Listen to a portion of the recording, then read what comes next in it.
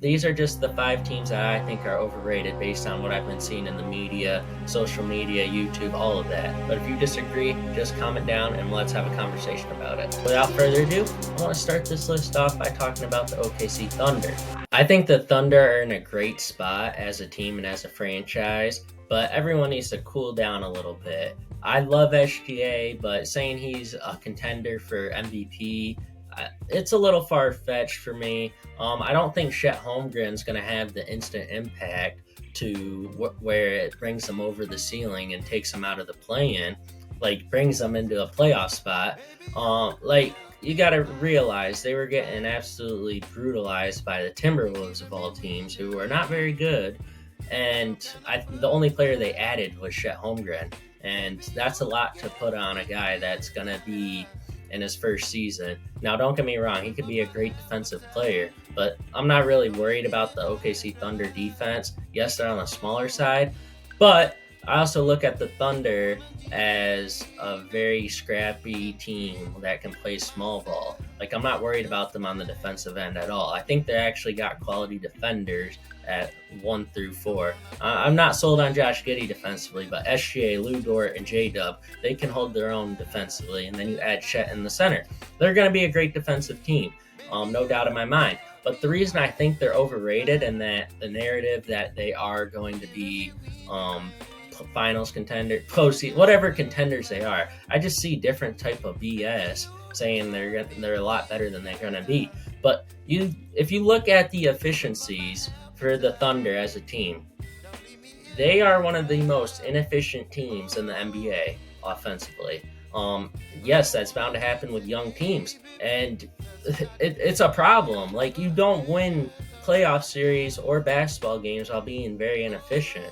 So that is why I think they're overrated, because I don't think they're going to be able to make a huge run until they figure out how to be more efficient scoring the basketball. And they can't do that without having more time to develop. Like, every young player starts out with inefficiencies. Like, that's just bound to happen. And this team is all young players. They need more time, and that's why I think they're overrated. I also want to add that if they are going to stick to this small ball lineup and stuff, they're going to have to knock down some three-point shots, and that's where the inefficiency gets them. I did not want to put the Celtics in the top 3 to avoid a lot of criticism, but they're going to be coming in at number 4, and they have to be top 5 in my eyes when I talk about the most overrated teams in the NBA, because a lot of people look at them as dead set contenders. Now, I know they have a very talented roster. This core, like, their roster's been talented. The talent isn't the problem. And I want to know, besides coaching, because I know a lot of people have a problem with Joe Mazzulla and put a lot of blame on him for last year's faults, I want to know, player-wise, what you think the biggest criticism was for the Celtics. Because in my eyes, I look at it as they did not show up in games, like they take nights off, and they also didn't have security at the center spot, because Robert Williams was always injured. And when you don't show up in games, you really need a captain. And I think Marcus Smart was a very big captain for the Celtics, and he couldn't even lift them out of what they were doing. Like, they just didn't show up. Everyone talks about AD not showing up night to night. The Celtics are the team version of AD, if you want to think about it. They will be playing a team that they should blow out by 30, like the Hawks, nightly. Like, the Hawks had no business winning 2 games against the Celtics, especially without DeJounte Murray for one of them. But the Celtics didn't get the job done. And even as Marcus Smart, as your leader and as your captain, you were unable to do it. And now you get rid of your captain, right? Listen to me. They got rid of their captain, their leader, that all the players trust and loved. And they got another severely injury-prone big in Kristaps Porzingis. And now you have Porzingis and Robert Williams, and they're both injury-prone. Porzingis is already hurt and is going to miss some time this year. And then he's going to have to load manage on top of that. Like, the Celtics did not get any better. I think they got worse, right? And the other teams in the East, like the Cavs, they're getting better. The Hawks might be getting better. Like, the Hawks took 2 games against y'all and they got better. Well, they kind of stayed the same. But getting rid of we're not talking about the Hawks. I just don't buy into the Celtics being contenders until I see it, because what have they done? So like, there's just a lot I don't like about the Celtics, and to say that they're the contender, like they're favorites, they're contenders. I mean, yeah, their talent will get there, but their talent hasn't gotten the job done, and they just took another regression in my eyes. So that's why I think they're overrated. But let me know in the comments what your thoughts about the Celtics are for this upcoming year. Now, if you're mad about me saying the Celtics or the Thunder were overrated, you're going to be mad when I tell you the Nuggets are overrated in my eyes. And before I say anything, Nuggets have the best starting five in the NBA, no doubt in my mind. The Nuggets are definitely contenders. But it seems that nobody wants to mention the flaws of the Nuggets anymore because they won the championship. The Nuggets had no injuries last year. And what has happened the years that they have dealt with injuries? They haven't made it past the second round, and they barely make it to the second round. The only time they made it to the second round since the bubble, they played the Trailblazers in the first round. Whoopity-doo-dah, you beat the Trailblazers. Now, if the Nuggets were to have an injury this year, what depth do they have? Let's say Jamal Murray gets hurt and is out for a month. Let's say Jokic gets hurt and is out for a month. They don't even have a backup big man anymore. The Nuggets, in the playoffs last year, the Nuggets played 7 players, sometimes 8. Christian Brown was hit or miss some nights. Some nights he played, some nights he didn't. But 2 of those players are gone. There's 7, right? The best starting 5 in the NBA, and then only 2 players that play off the bench. Bruce Brown, Pacers. Jeff Green, Rockets. With those 2 players being gone, you lose the backup big, and they don't have veteran leadership. Because I think they're going to rely on Christian Brown and what's his name? Peyton Watson. I think those are the 2 players they're going to rely the most on off the bench next year. They got a bunch of rookies. Great. Rookies can play well in the regular season, but they're not going to bring what veterans do in the playoffs. And I know, injuries. I talk about the Kings. Everyone wants to point out how the Kings didn't have any injuries last year, and that's why they were the 3 seed. The same thing can happen to the Nuggets. If they don't have a solid starting 5, there is nothing there. And if one of the players, besides KCP, if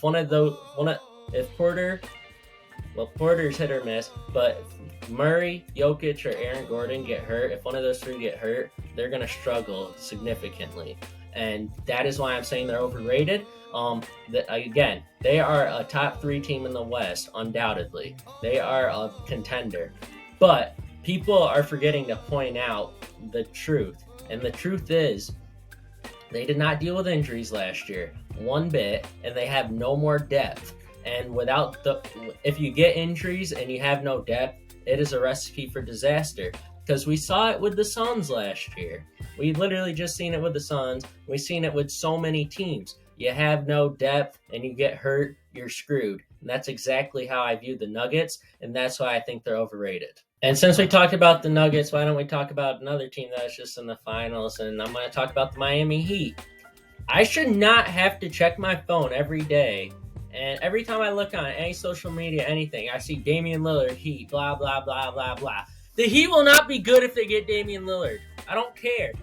Unless there's a package where they don't give up their whole roster for him, they're not going to be good with Damian Lillard. And even if they don't get Damian Lillard, they lost 2 of their starters and 2 of their other really, really impactful role players, and Kevin Love and Kyle Lowry. Both of them are regressing mightily. There's just nothing on the Heat roster besides Jimmy Butler, Bam, and Tyler Hero right now. And in order to get Damian Lillard, you're going to have to get rid of Tyler Hero. And you're going to have to give up 8 more players to get Damian Lillard. And what are you going to do with Jimmy Butler, Damian Lillard, and Bam without anybody surrounding them? Tell me, what is going to happen? What is going to happen? Tell me.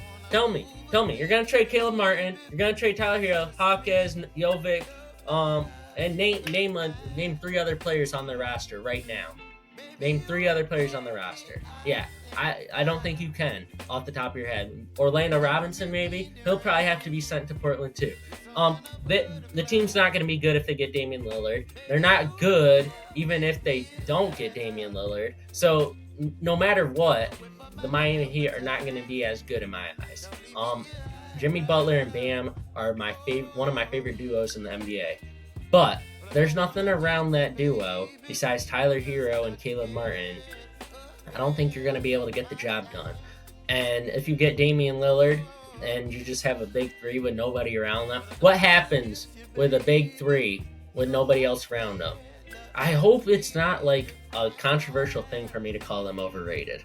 I really don't. I really hope not, because it just seems like common sense at this point that they're not going to be that good. But who knows? But yeah, they're number 2. They're the second most overrated team. And coming in as the most overrated team in the NBA, it would have been the Miami Heat, but then I posted my tier list ranking like 2 weeks ago, and the amount of Knicks fans that were so mad about where I placed them, it makes me think that they're the most overrated team in the NBA. Now, I want to give you all context. I am from New York. All my friends are New York Knicks fans. I know more New York Knicks fans than I know any other fans. And all those people that I know that the Knicks are garbage. They know it. Jalen Brunson is great. Julius Randle could go out and average 30 in the regular season next year. If he doesn't perform in the playoffs after averaging 30, after having another season like what he just had in the regular season, and if he don't perform in the playoffs again, and you still try and tell me that this Knicks team is a top 4 team in the East, you're seriously tripping, and you need to watch some basketball or something other than Knicks games, because it's ridiculous at this point. Like, what did the Knicks do besides sign 2 Villanova players in the offseason? Matter of fact, 2 Villanova guards. Now they have 15 guards on their roster. And 3 frontcourt players. Literally. You got Julius Randle, Mitchell Robinson, and Isaiah Hartenstein.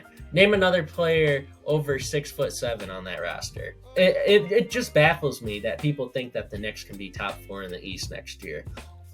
76ers, Bucks, Celtics. I honestly think the Pacers are better. The Cavs are better. The Hawks are better. Yeah, and I don't want to hear a Knicks fan say that the Hawks aren't better. Trae Young literally had y'all burning his jersey and stuff.